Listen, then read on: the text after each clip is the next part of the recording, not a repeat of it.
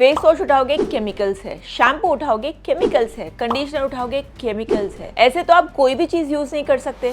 सही है, फिर तो आपको पानी भी नहीं पीना चाहिए क्योंकि वो भी केमिकल है। खाना भी नहीं खाना चाहिए, खाना भी केमिकल है। वो छोड़िए, आपको सांस भी नहीं लेनी चाहिए क्योंकि ऑक्सीजन भी तो केमिकल है। Welcome to my channel guys, मैं हूं राबिया। आज हम बात केमिकल वर्सेस नेचुरल की नहीं करेंगे, आज हम बात करेंगे केमिकल वर्सेस केमिकल की।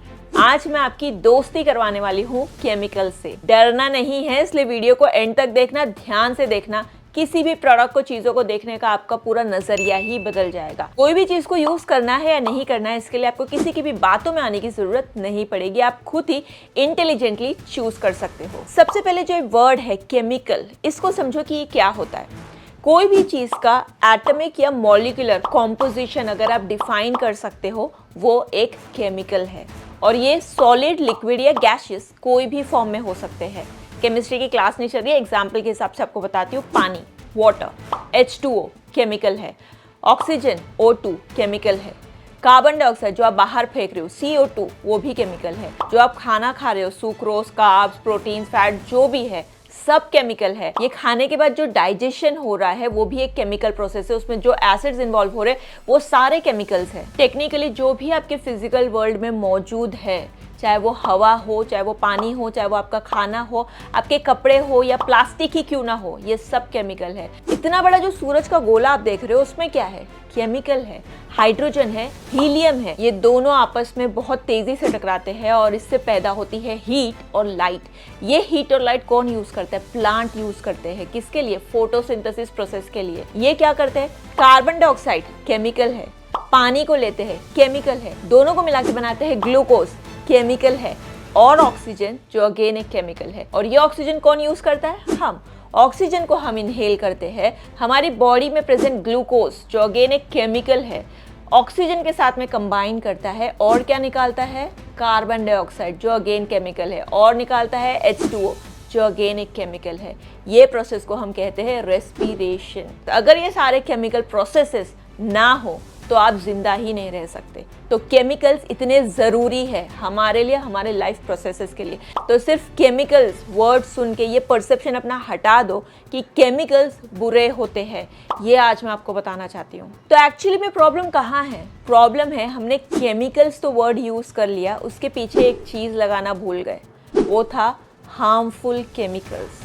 यस, जैसे फैट्स हेल्दी है या अनहेल्दी है, अच्छे है या बुरे हैं? फैट्स दोनों टाइप के हैं, अच्छे भी है, बुरे भी है। गुड फैट्स भी होते हैं, बैड फैट्स भी होते हैं। क्या हमारी बॉडी को फैट्स नहीं चाहिए? बिल्कुल। जितना कार्ब्स इंपॉर्टेंट है, प्रोटीन इंपॉर्टेंट है, उतना ही फैट भी इंपॉर्टेंट है। तो हमारी बॉडी को फैट्स भी चाहिए, लेकिन कौन सा फैट? Good fats. और बैड फैट्स नहीं चाहिए। तो जैसे फैट्स में गुड फैट्स और बैड फैट्स है, वैसे ही केमिकल्स में गुड केमिकल्स और बैड केमिकल्स है। ये चीज आपको जानना जरूरी है कि सारे केमिकल्स बुरे नहीं होते। कौन से केमिकल्स बुरे होते हैं? हार्मफुल जो केमिकल्स होते हैं वो एक्चुअली बुरे होते हैं। यही यूट्यूबर और इन्फ्लुएंसिंग की मदद से लोगों ने सीखा है कि सल्फेट और पैराबेन बुरे केमिकल्स है, जो एक्चुअली में सही है। और इसका फायदा देखा है आपने? आज जो कंपनीज, जो ब्रांड्स अपने प्रोडक्ट्स बनाती है, वो ज्यादातर सल्फेट फ्री और पैराबेन फ्री प्रोडक्ट बनाती है। आप जितना चीज़ों के बारे में जानते जाओगे, उतना ये ब्रांड्स इंप्रूव करते जाएंगे और आप तक सारी चीज़ें क्लीन पहुंचेगी। लेकिन ये चीज़ कैसे पता करें कि कौन से केमिकल्स अच्छे हैं और कौन से नहीं?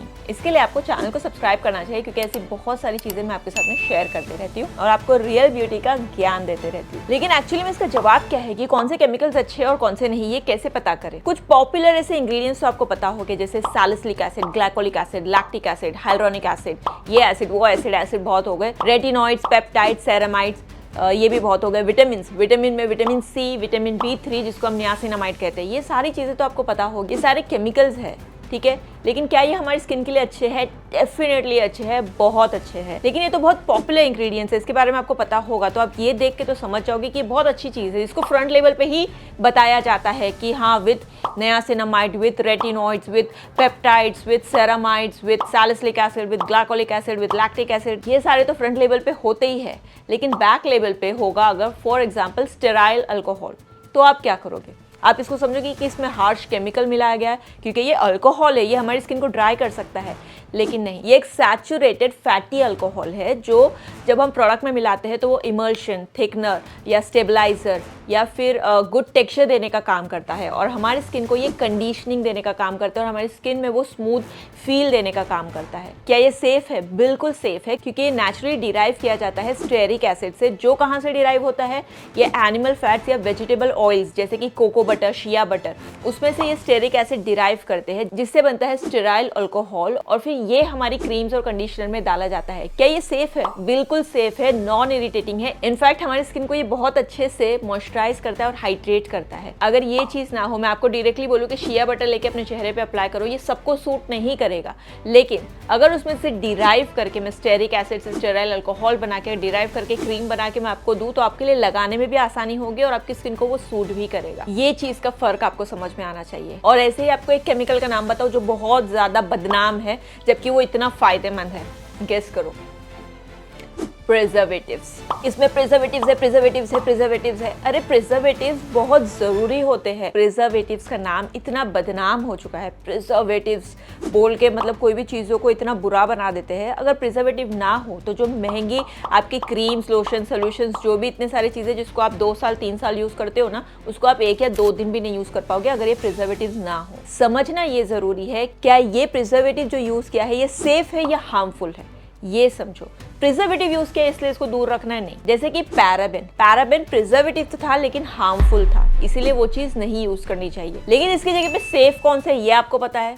ये नहीं पता, तो ये जानना जरूरी है। सोडियम बेंजोएट सेफ प्रिजर्वेटिव्स है। मैं खुद अपने जो DIYs बनाती हूँ उसको प्रिजर्व करने के लिए प्रिजर्वेटिव का इस्तेमाल करती हूँ, अगर मुझे फ्रिज में नहीं रखना होता है कुछ चीजें। तो इसीलिए केमिकल वर्ड सुन के ऐसा डरो मत, थोड़ा सा एजुकेट करो खुद को कि कौन सा केमिकल अच्छा है और कौन सा केमिकल बुरा है। आप तो समझते रहोगे और आपके साथ साथ ये ब्रांड्स भी, अगर ये सही सेफ केमिकल्स यूज कर रहे हैं तो कौन सा केमिकल कहाँ से डिराइव हो गया है ये जरूर मेंशन करेंगे। जैसे किसी ब्रांड ने अगर शैम्पू में सोडियम लॉरेट सल्फेट की जगह सोडियम कोकाइल आइसोथियोनेट यूज किया है, हो सकता है आपको नहीं समझ आए, आप तो दोनों को भी केमिकल ही समझोगे, आप दोनों को शायद सल्फेट ही समझ लो। लेकिन अगर ब्रांड ने यही नाम के आगे एक चीज मेंशन की, source from coconut oil, derive from coconut oil, तो ब्रांड को एटलीस्ट ये करना चाहिए। मैं दोनों को सिखाने की कोशिश कर रही हूँ, आपको अपने लेवल पे और ब्रांड्स को उनके लेवल पे, ताकि ये जो गैप है उसमें एक ब्रिज बन जाए और दोनों एक दूसरे को समझ पाए, ब्रांड्स अच्छे प्रोडक्ट बना पाए, बेच पाए और आप अच्छे प्रोडक्ट्स खरीद पाए और यूज कर पाए। दोनों का फायदा होना चाहिए, इसीलिए दोनों को अपने लेवल पे काम करना जरूरी है और इसीलिए हम जैसे क्रिएटर्स की जरूरत होती है।